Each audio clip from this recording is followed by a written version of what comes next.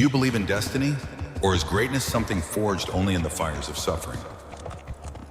In the year 1162, along the frigid banks of the Onan River in north-central Mongolia, a child was born.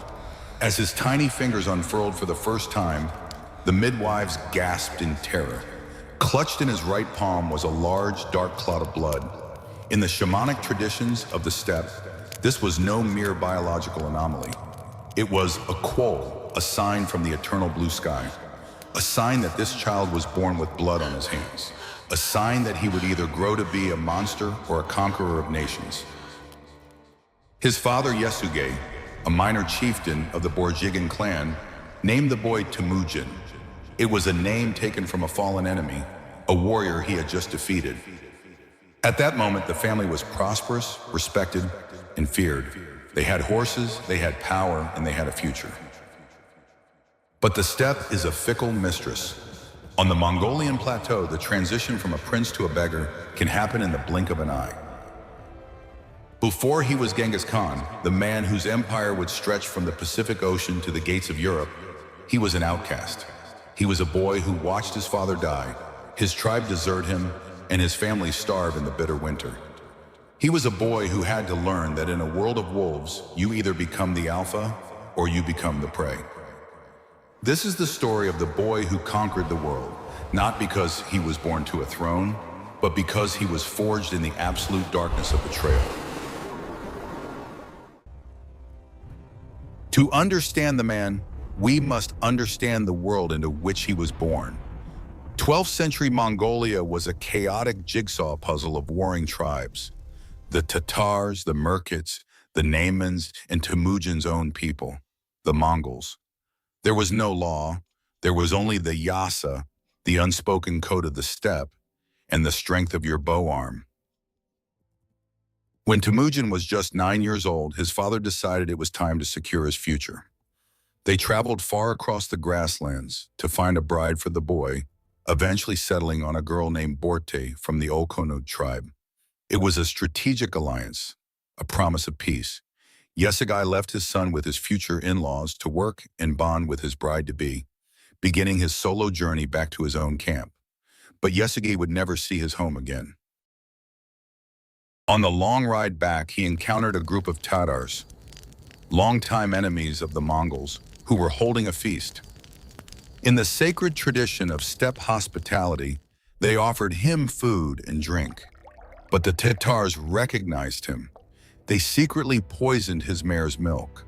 By the time Yesugei reached his camp, the poison had taken hold. Within days, the great chieftain was dead. The death of a leader is a dangerous moment for any tribe. For Temujin's family, it was a death sentence.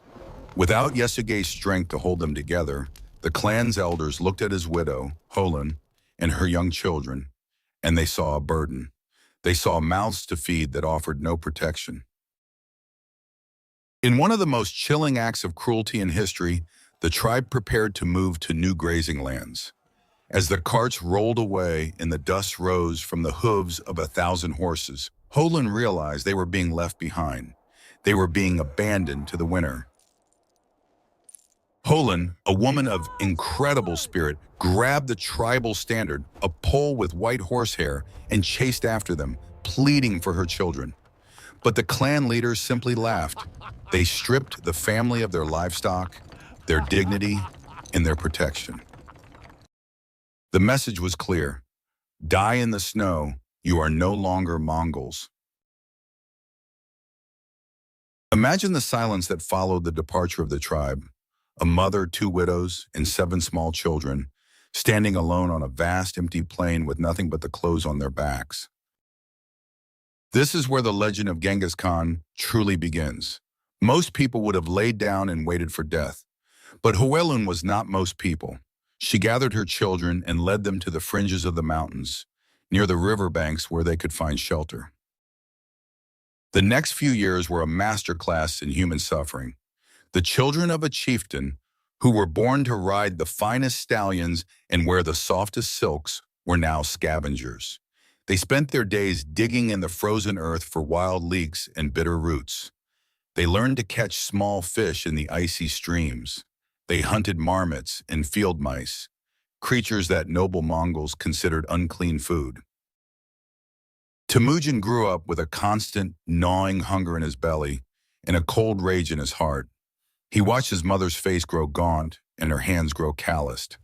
He watched his younger brothers cry from the cold. It was during this time that Temujin learned the most important lesson of his life. Power is not given, it is taken.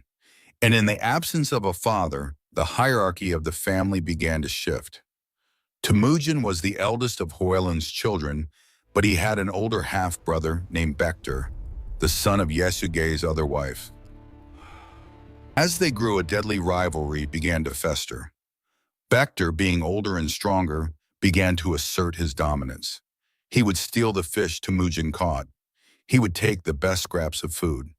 To any other child, this might be a simple sibling rivalry.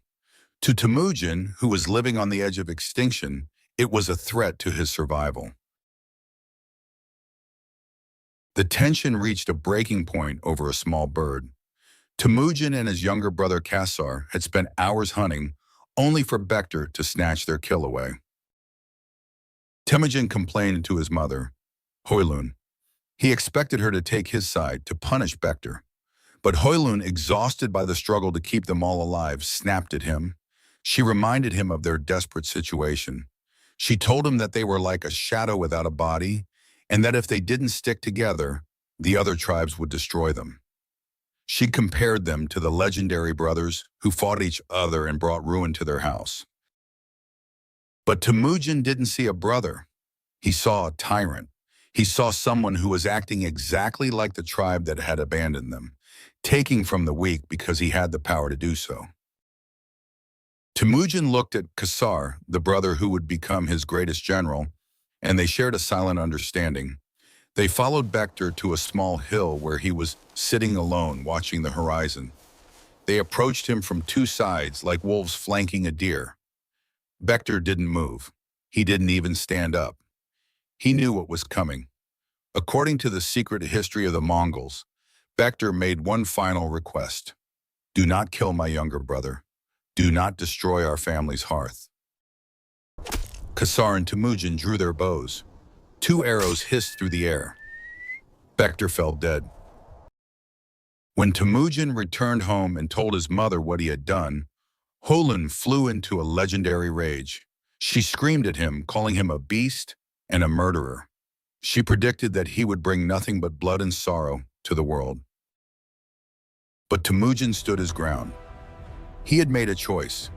He had decided that he would rather be a murderer than a victim. He had eliminated the first obstacle to his authority.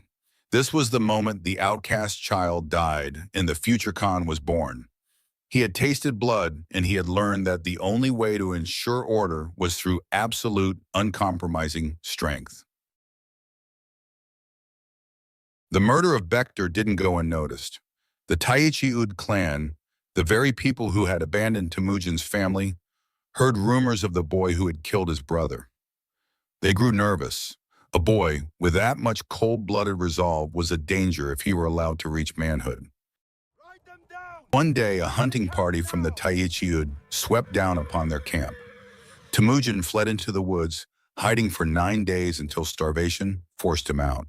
He was captured, bound, and forced into a kangu, a heavy wooden collar that locked around his neck and wrists, making it impossible for him to eat or sleep without help.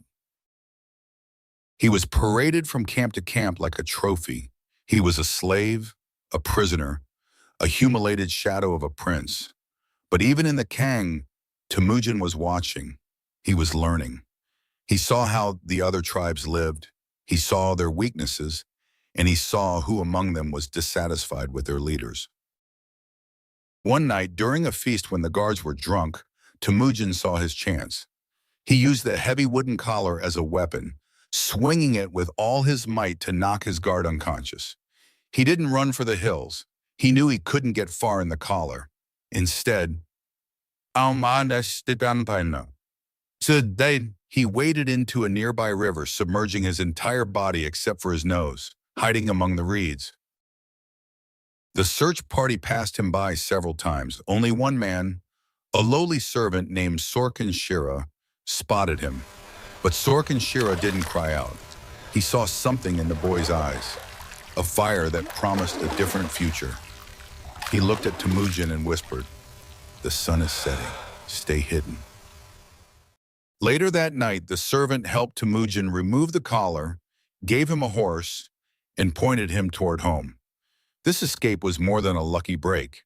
It was Temujin's first lesson in the power of loyalty. He realized that even among his enemies, there were people who could be won over with the right promise. Temujin returned to his family, no longer a boy, but a man who had survived the worst the world could throw at him. He had been a prince, a beggar, a murderer, and a slave. He had seen the heights of power and the depths of humiliation. His first priority was to reclaim the one thing that had been promised to him in his childhood, Borte. He traveled back to the Olkunud tribe. To his surprise, they had waited for him. Borte was still there, and the marriage was finalized. For a brief moment, it seemed like Temujin might settle into a quiet life as a husband and a minor herder. He received a magnificent coat of black sable fur as a wedding gift, a fortune in the form of clothing. But peace is a luxury the steppe rarely allows. Temujin knew he couldn't protect Borte or his family alone. He needed an ally. He took the black sable coat and traveled to the camp of Toghrul, the Khan of the Karaites, a powerful leader who had once been a blood brother, Anda, to Temujin's father.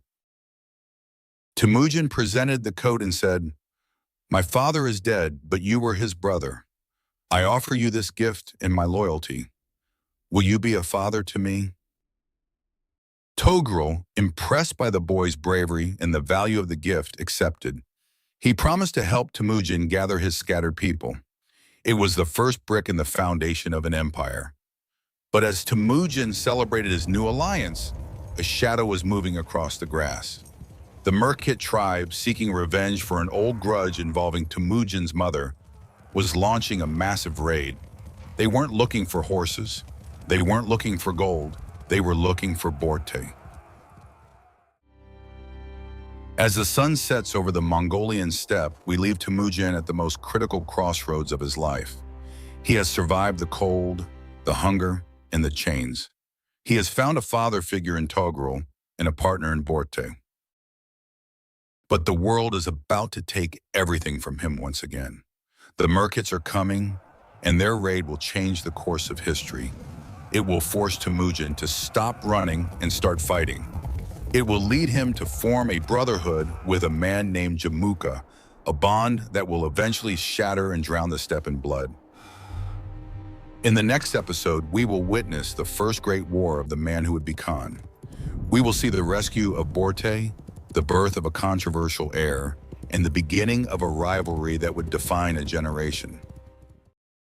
Before he could conquer the world, he had to conquer his own people, and the cost of that conquest would be higher than anyone could imagine. Thank you for respecting history. Don't forget to like, subscribe, and write the bell so you don't miss any battles.